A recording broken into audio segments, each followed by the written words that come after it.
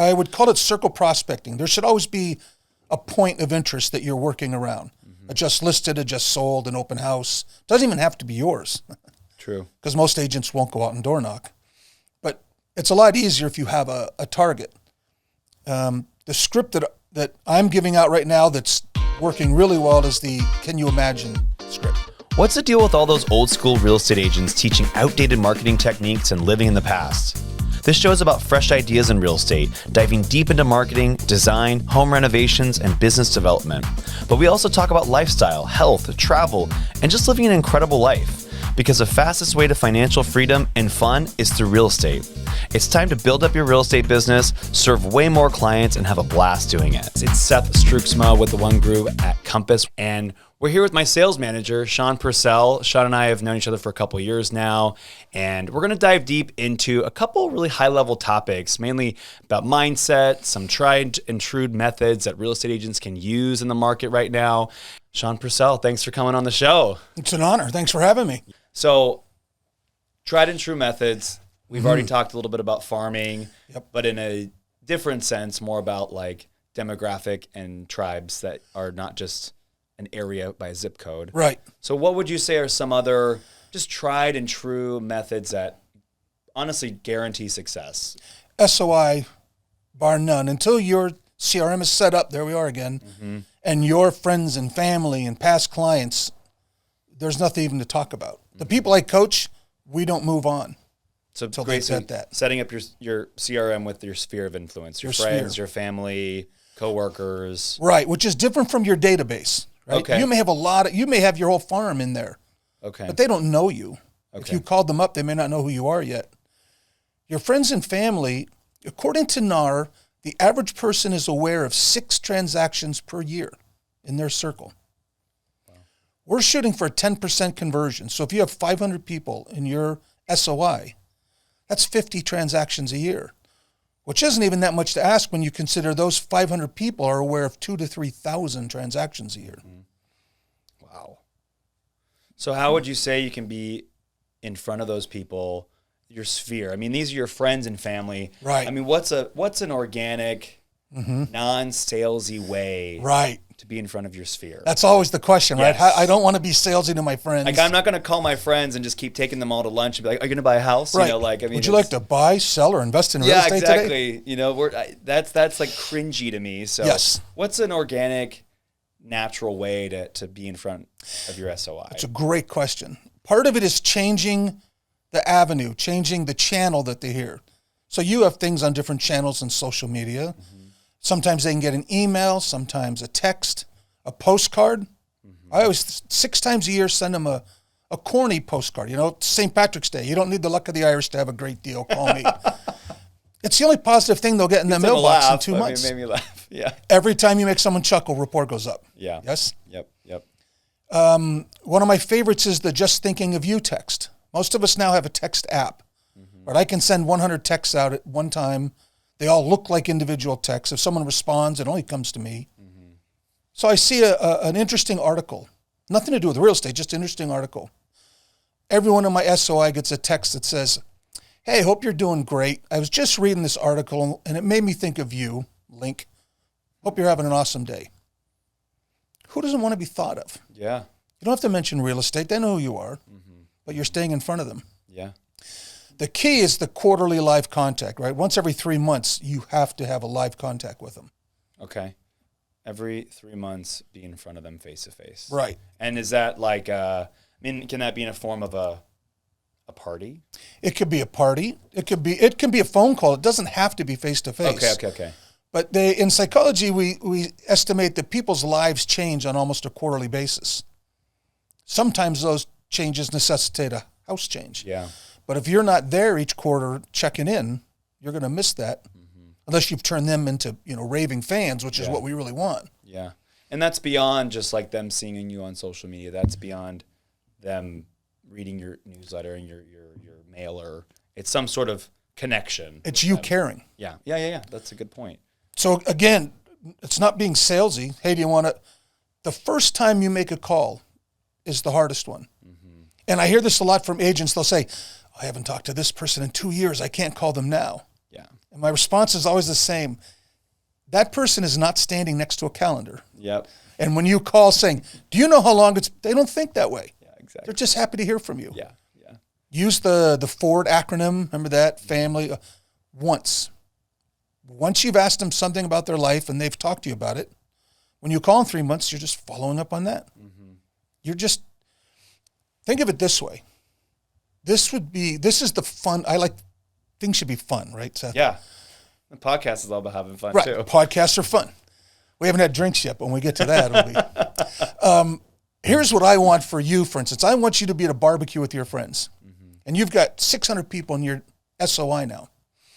And your friends say, tell me again, what exactly do you do? I mean, I know you're in real estate, but what do you do?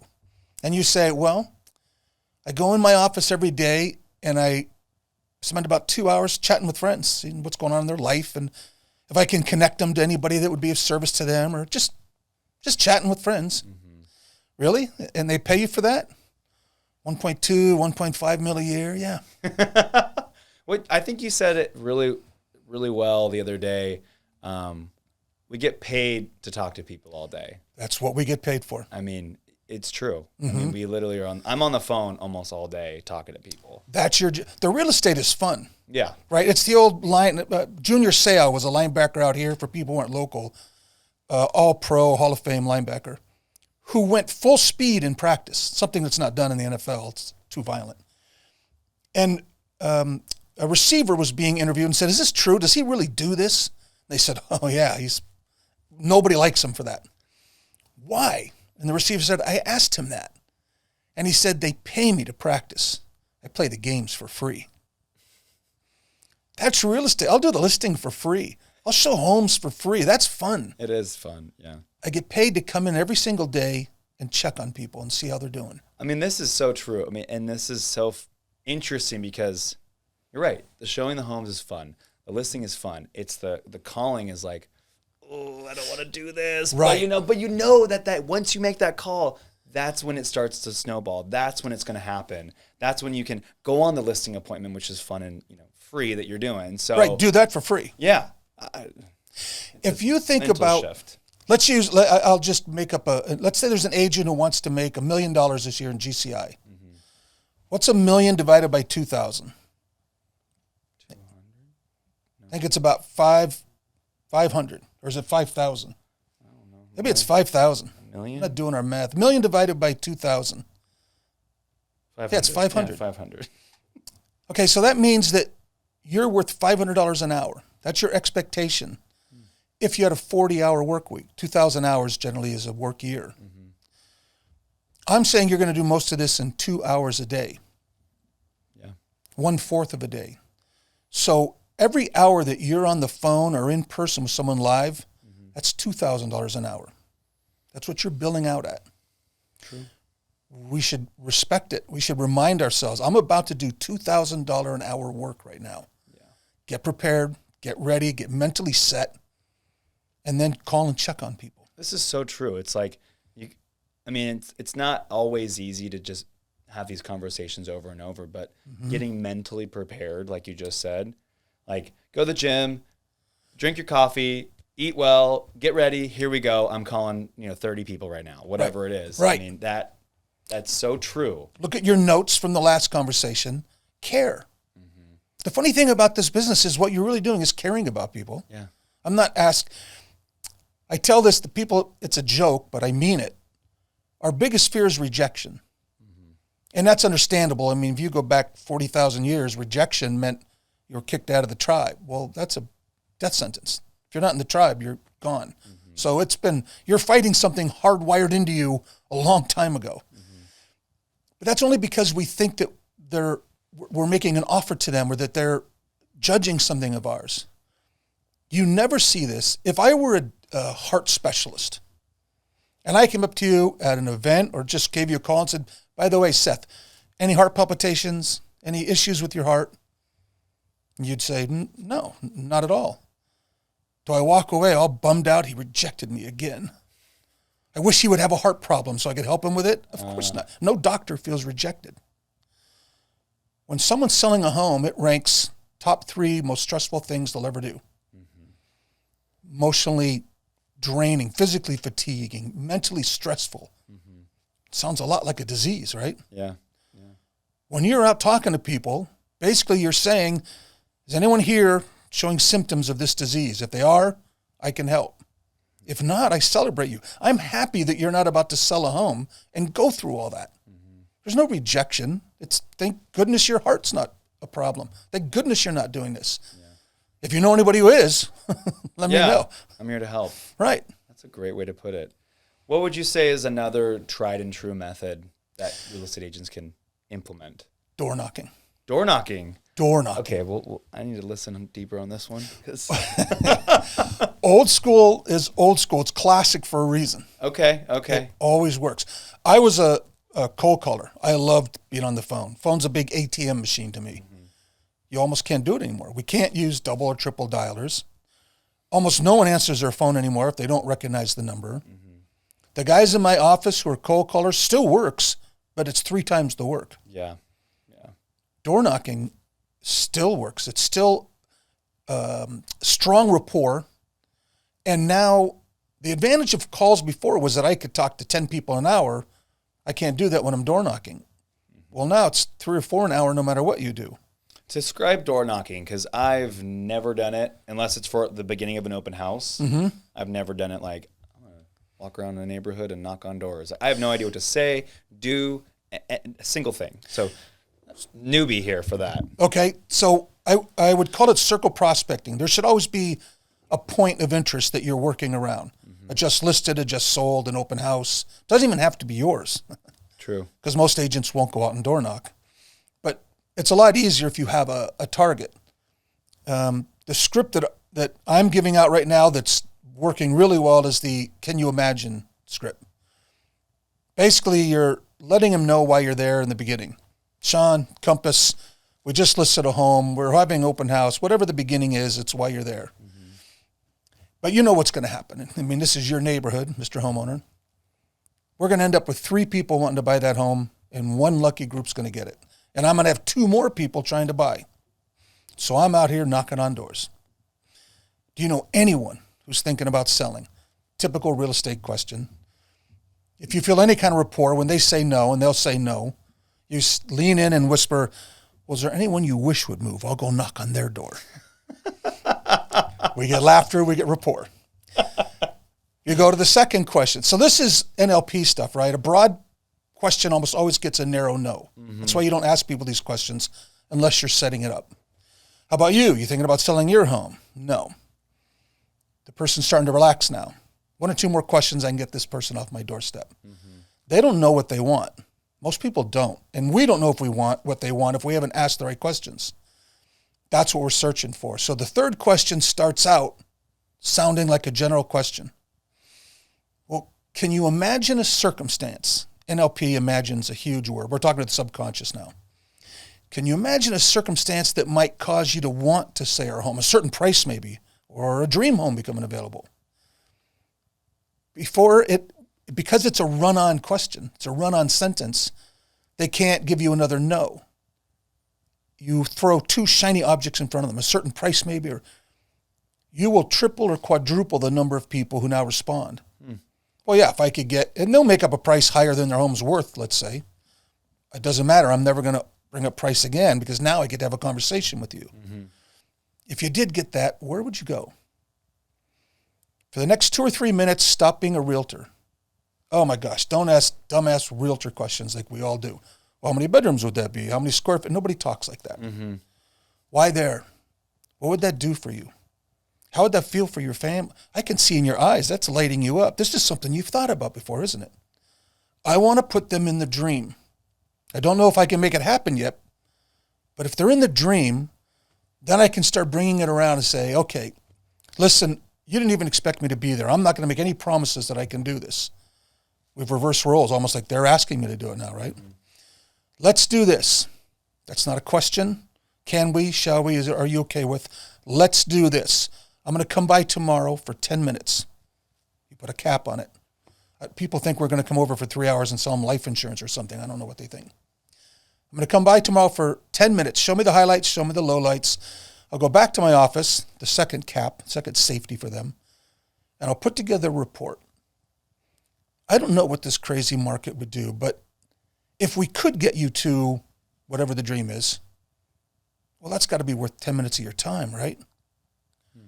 Really hard for someone to come out of their dream and say it's not worth 10 minutes. Maybe 9 out of 10 times, maybe you still can't do it. But now you've built rapport, you've got them in your database, and 1 out of 10 times, you're helping someone realize the dream they didn't know they could have just from being out there door knocking and saying the right things. Whew.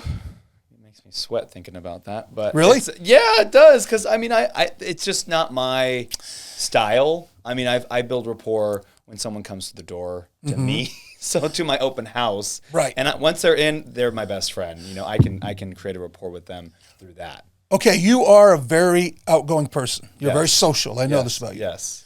I'll give you a secret. There's other people like you, right? I'm great, but I'm not great at going up to them. Have someone go with you.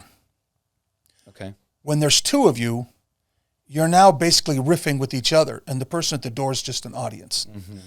You're having fun. You're doing lines and laughing. If they're interested, great. If they're not, it's even less troubling to you because really it's just you and your buddy having fun. It'll take all that pressure off. That's a really good point. I could imagine like doing with Esteban. Just like bantering back and forth like, no, yeah, we could make it happen, right, Esteban? Right. Okay, great. Let's do it. Even if we couldn't, isn't it great to meet us? Yeah. Aren't we awesome? I mean, you can have fun with this. People love fun. You can work with us and do this and have a good time.